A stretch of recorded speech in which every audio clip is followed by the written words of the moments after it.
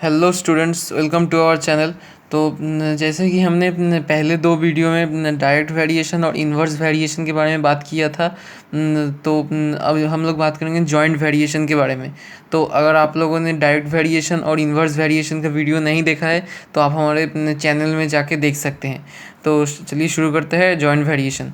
तो joint variation simple है कि अगर x प्रोपोर्शनल टू y एवं x प्रोपोर्शनल टू 1/z हुआ तो इन दोनों का हम लोग एक साथ जोड़ के x प्रोपोर्शनल टू y/z कर सकते हैं। इसको ही जॉइंट वेरिएशन कहते हैं। जॉइंट वेरिएशन में एक चीज़ होना ज़रूरी है, या इस तरफ का क्वांटिटी सेम होगा या इस तरफ का क्वांटिटी सेम होगा, तभी हम लोग जॉइंट वेरिएशन कर सकते हैं। नहीं तो ऐसा भी किया जा सकता है, अगर हम लोग दोनों मल्टीप्लाई कर दे तो भी कोई एतराज़ नहीं। Suppose x proportional to y and a proportional to b, then a proportional to by।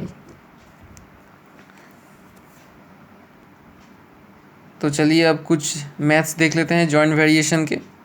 तो शुरुआत करते हैं पहले इस मैथ से।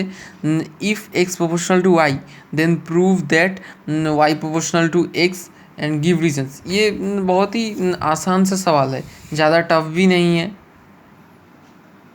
तो चलिए शुरू करते हैं। तो हमें पहले बताया गया है x प्रोपोर्शनल टू y। तो अगर हम लोग इसे नॉर्मल फॉर्म में ले आएंगे तो ऐसा होगा x equals to k multiply y। तो यहाँ पर k है कांस्टेंट। अब कांस्टेंट आप कुछ भी पकड़ सकते हैं, जैसे ए बी या सी, बस पास में उसको लिख देना ज़रूरी है कि इसे हम लोग कांस्टेंट धर रहे हैं। तो अब अगर कांस्टेंट टर्म का हम लोग फ्रैक्शन करेंगे तो भी वो कांस्टेंट टर्म ही रहेगा। जैसे कि हम लोग यहाँ पर अगर करें तो अगर हम लोग यहाँ पर y इज इक्वल टू पकड़े तो ये हो जाएगा 1/k मल्टीप्लाई x। तो यहाँ पर 1/k भी एक कांस्टेंट टर्म ही रहेगा। तो suppose 1/k is equals to m, ये भी ऑल्सो एक कांस्टेंट ही है। तो y is equal to constant multiply x, तो ये हो जाएगा y प्रोपोर्शनल टू x। तो ये भी हो गया, x प्रोपोर्शनल टू y हुआ तो y प्रोपोर्शनल, तो हम लोगों ने यहाँ प्रूव कर दिया x प्रोपोर्शनल टू y होगा तो y प्रोपोर्शनल टू x। तो अब हम लोग ये करते हैं x proportional to y and y proportional to z, then prove x proportional to z। तो पहले हम लोग ले लेते हैं x is equal to k1y और यहाँ पर y is equal to k2z। अब आप यहाँ पर x is equal to ay ले सकते हैं और k2 के जगह b भी ले सकते हैं, तो भी कोई प्रॉब्लम नहीं है। तो मैंने यहाँ पर k1 और k2 कांस्टेंट नहीं लिखा कि आप लोगों को समझ जाएगा। तो अब करते हैं। तो यहाँ पर हमें क्या पता चलता है कि y is equal to k2z।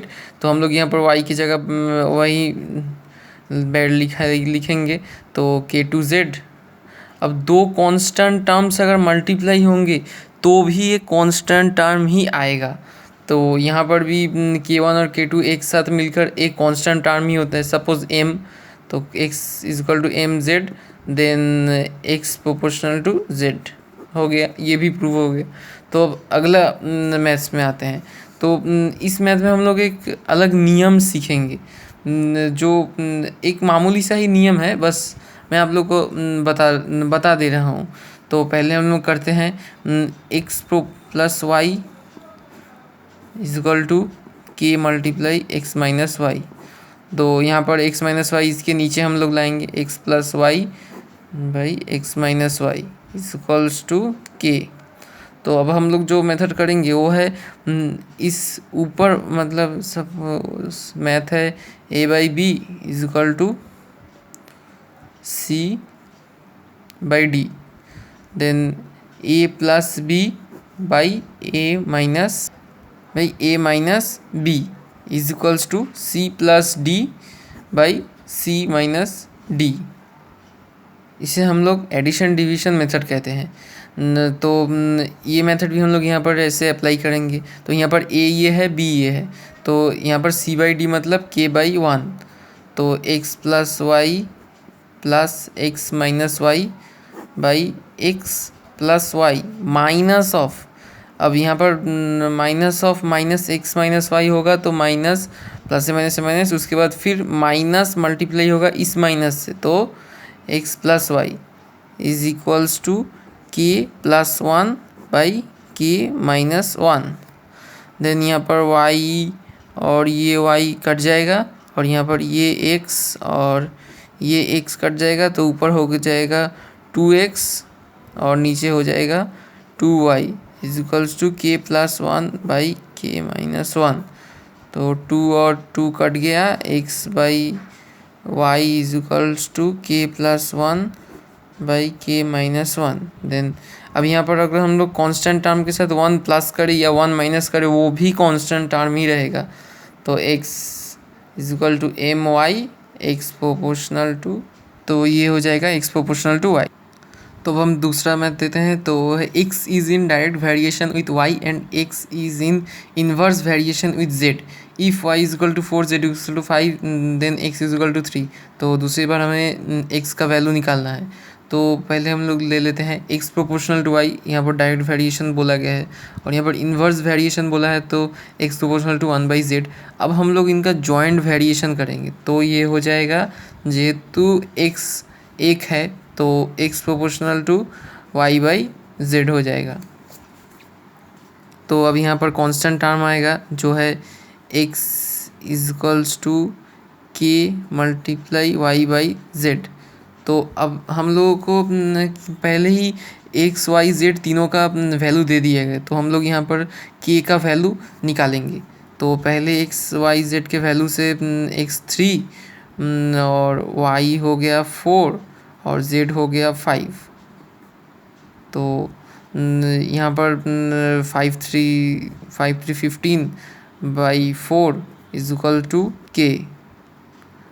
तो हम लोगों को k का वैल्यू मिल गया है। तो अब हम लोग दूसरी बार x y z का वैल्यू निकालेंगे।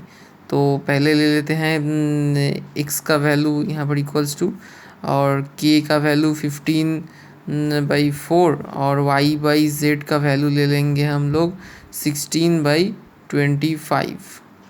तो हम लोग लेंगे 4 से ये जाएगा 4 और 5 से ये जाएगा 3 और ये 5 से जाएगा 5, तो ये हो जाएगा 12/5। Then x is equal to 12/5। तो अब दूसरा मैथ है x square proportional to y z, y square proportional to z x और z square proportional to x y. तो हमें यहाँ पर शो करना है कि मल्टीप्लिकेशन ऑफ कॉन्स्टेंट्स मतलब k1 k2 k3 मल्टीप्लाई करने पर 1 आएगा। तो हम लोग पहले तीनों को मल्टीप्लाई कर लेते हैं। X square multiply y square multiply z square is equal to k1 k2 k3।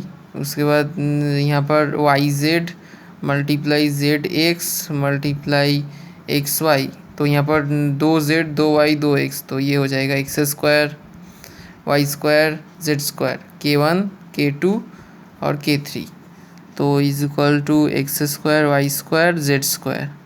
तो यहाँ पर भी ये दोनों सेम है, तो ये आपस में कट जाएगा, डिवाइड हो गया। तो यहाँ पर आ गया हम लोगों को k1 k2 k3 is equal to 1। So friends इस वीडियो में बस इतना ही, क्योंकि अगर मैं और मैथ्स कराऊंगा तो ये वीडियो ज़्यादा लंबा हो जाएगा और इसके बचे 4 मैथ्स मैं अगले वीडियो में ही अपलोड कर दूंगा। बस ये वीडियो अपलोड होने के कुछ ही देर में वो वीडियो अपलोड हो जाएगा। आप लोग प्लीज़ उसे चेक कर लीजिएगा, तो आप लोग के लिए अच्छा है। Okay bye.